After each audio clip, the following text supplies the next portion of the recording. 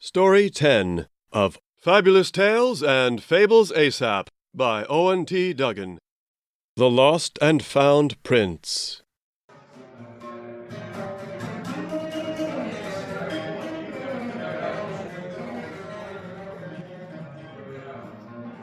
The Lost and Found Prince. Scene 5. Methods most extreme. The rooster watched. The doctor watched back. Neither made a move. Neither spoke. The silence was awkward. "I'll just set this here," said the doctor. His bundle resting on the floor, he tried squatting. Not a particularly comfortable posture in his fine clothes, but it brought him to Beresevi's level. He tried reading the face before him, while offering a compassionate smile. "Hello, Beresevi. Nice to finally meet you," he said. No response came, no sign of human recognition in the vacant gaze.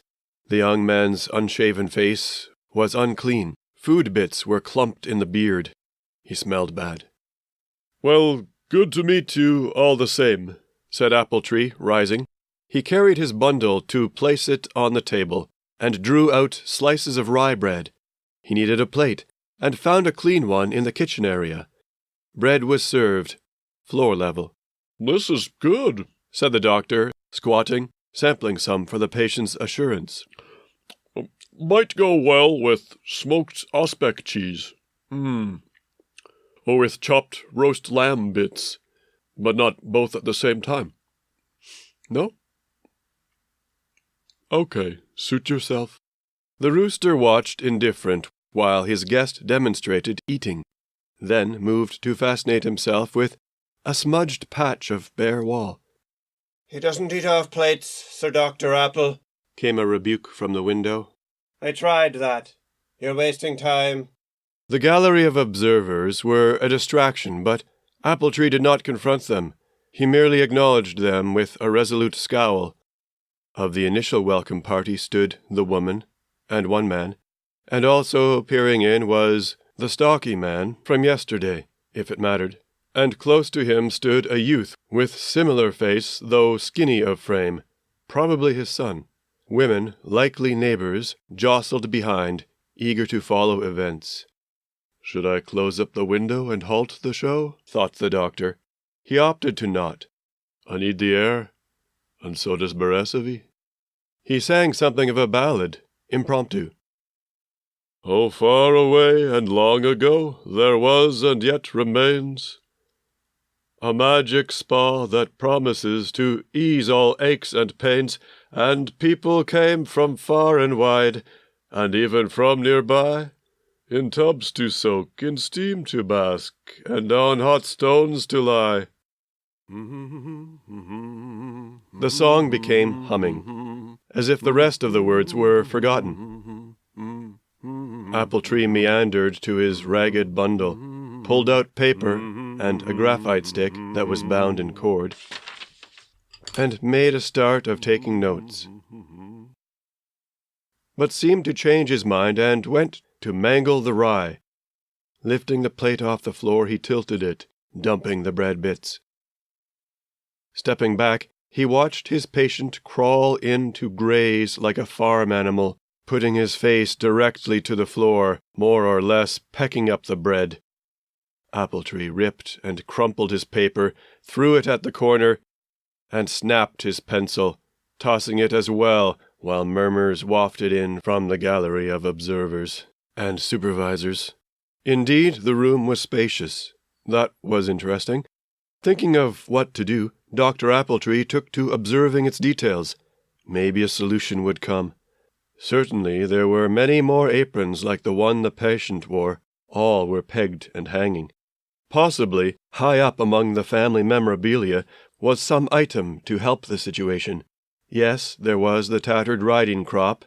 Perhaps mothers had once used it to punish kids or threaten punishment. There was a broken-necked string instrument, attached to the wall with nails or something, out of reach and unplayable. Perhaps the household lacked for the healing power of music. There was a dented metal hunting horn, but no weapons other than a cracked stock crossbow, stringless, useless. Appletree figured out one thing, that the gaps between the items once featured deer heads mounted on wooden plaques, because you could see the outlines of the plaques. Beresevi's Nan would have had these hunting trophies, disgusting to her, removed. One could imagine the animal heads looming above, casting shadows, catching dust, while shedding hair and who knew what else. Spiders would breed in the ears and drop like tiny assassins. And Nan's command would be to purge the animals, clear them out of here. Either way, there was something about all these wall ornaments, even the missing ones. Definitely something about these items. He next did something that, if he were inclined to introduce it mysteriously, as in a spiritualist exhibition, a kind of magician's road show popular in some parts, might go something like, "Bear with me, ladies and gentlemen, as I now enter the mythic state of mind. I shall be tapping into the very wellsprings of deep mind consciousness, dangerous though this may be to the uninitiated." If explained otherwise, it might go simply, "I've met the patient, I've collected some details. Now I'll think till I decide what to do." Basically, Dr. Appletree seemed to do nothing at all. Meanwhile, whisperings from the window hit his ear in fragments. Rather than ignore this, he patched onto his thoughts what he heard, even what he imagined hearing, while also wondering what the patient heard or imagined hearing. Oh, he'll give up. These don't depend on results. They depend on trying. But he's not doing anything. Fire him on the spot. Punish him with the riding crop. Drive the devils from town. Time to drag away the wounded stag. Fire a bolt to the brain. Use the crossbow. Do the merciful thing. Lock away the Rudigal child forever. You've really upset your Nan, you know. She's devastated. Don't you care for how she feels? Here's a wolf wearing fleece, ripping people off. Does he get full pay if he quits now, or only half? Out of the stew of odd thoughts, Appletree spooned one decision. Whatever method of healing I dare, he thought. It can't be commonplace. Risk is required. Shock is called for. Something bold to match the situation, to shatter the creeping gloom. For show, he began to talk aloud, in an uncommon language which he was pretty sure no one there could understand. Perhaps it would sound to some like a magical invocation. Kitsapaki Ranunji Baharav Krimeg Ayurveda. Suddenly, the patient demanded attention, rising to his full height, arms wide, fingers splayed. Appletree bristled. Screeched the patient directly at him. The chest panel of the apron had a simple stitchwork image. In fact, a rooster. What else? "Definitely something about the aprons," said Appletree.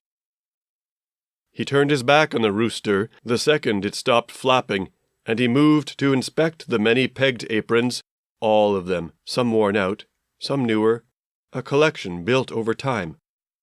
Their stitchwork images were a cat, a dog, a bull, a fox. Most aprons featured animals. There were some flowers, a horse, a murder of crows.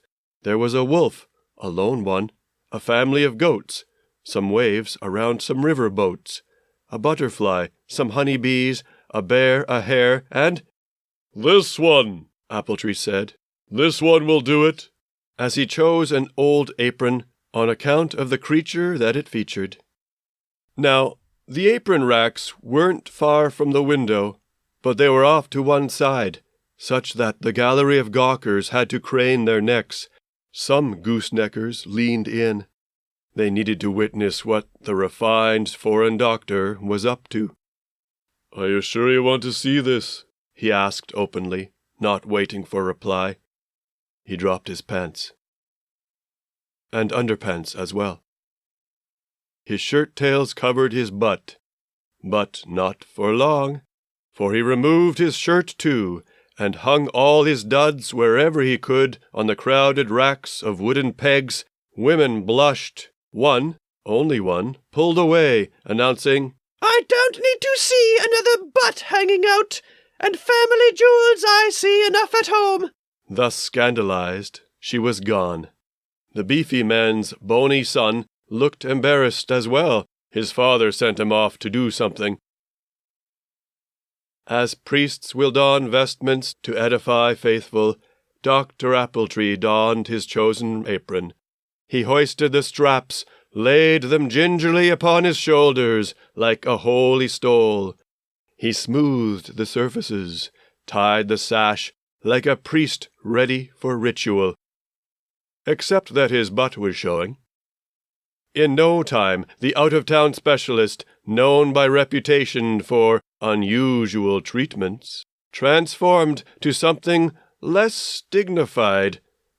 In a sense, he changed from priest to beast. He didn't care to explain his improvised cure, a cure nowhere near certain. Certain only it was that these townsfolk would talk. One by one, viewers departed, for this reason or that. "Chut, chut, they're gone," said Appletree. "That's fine by me. Chut, chut, a pheasant doesn't care anyway for so much company." There was something else that he, in his mythically altered state, felt compelled to shockingly relate. He bobbed his head, strutted to the corner. "That being said," he said, peeing on the floor, "when they return, they'll need more than brooms. A pheasant has no use for private toilet rooms. Chut, chut."